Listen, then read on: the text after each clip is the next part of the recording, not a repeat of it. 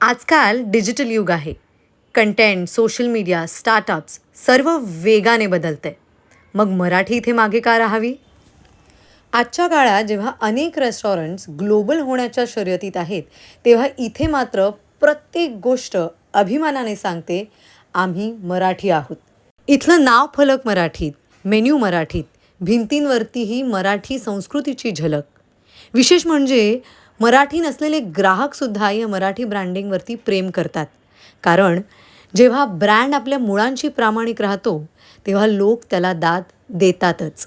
आणि मराठीपण जेव्हा आत्मविश्वासाने उभं राहतं, तेव्हा जग ते स्वीकारतंच. व्यवसायात मराठी वापरणं म्हणजेच स्थानिक ग्राहकांशी नातं मजबूत करणं. भाषा आधुनिकतेच्या आड येत नाही, आधुनिकतेला स्थानिक रंग देते.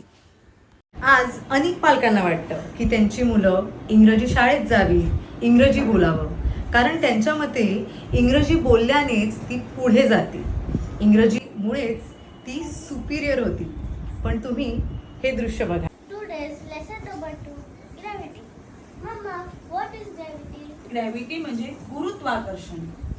Guru? What is this? Gravity is the force on the earth that pulls everything towards the ground. But what exactly? अगं, जसं आईचं प्रेम तुला आपल्या जवळ ओढते, तसंच पृथ्वी प्रत्येक गोष्टीला आपल्या दिशेने ओढते. जसं की हा चेंडू जसा उडवल्यावर खाली पडतो, दिस फोर्स इज ग्रॅव्हिटी. Oh, आता कळलं. जसं मी तुला इंग्लिश मध्ये समजवलं, तसंच हे मराठीतही लक्षात ठेवायचं. हो, इंग्रजी नक्कीच काळाची गरज आहे, पण मराठी विचारांची खोली देते. दोन्ही भाषा हव्यात, एक जगाशी जोडण्यासाठी आणि एक स्वतःशी जोडण्यासाठी.